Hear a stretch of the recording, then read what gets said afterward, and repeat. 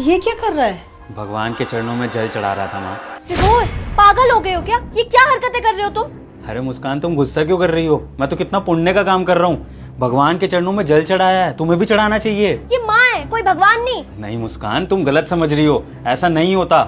मेरी माई मेरे लिए भगवान है और मैं इन्हीं के चरणों में जल चढ़ाऊंगा और इन्हीं की पूजा करूंगा। अब से मैंने डिसाइड कर लिया है। भगवान ना मंदिरों में होते हैं, घर में नहीं।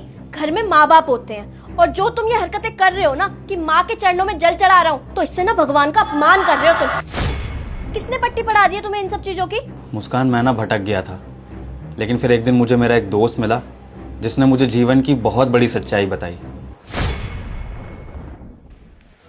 अरे विभोर, कहाँ जा रहा है भाई? और ये लोटा और माला, तू तो नास्तिक था भाई, तू ये सब कब से करने लग गया? अरे यार, बस घर में थोड़ी परेशानियां चल रही हैं, तो किसी ने मुझे बताया कि शिव जी के मंदिर में जाके ना रोज जल चढ़ाओ, तो थोड़ी परेशानियां कम होंगी और धन वृद्धि भी होगी। तो बस इसलिए रोज मंदिर चल देता हूँ जल चढ़ाने।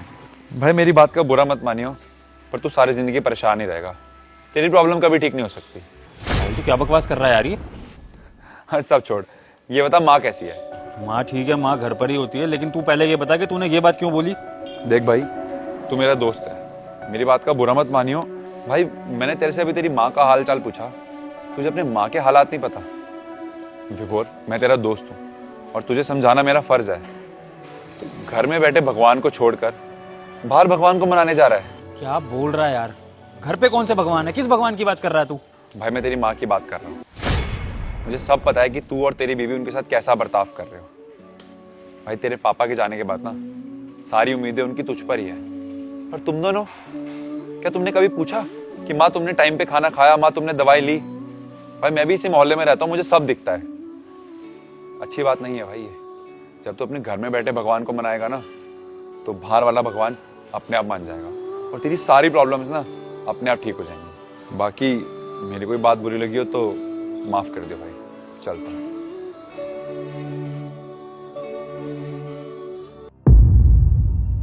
अब तुम ही बताओ मुस्कान, मेरे दोस्त ने क्या गलत बोला?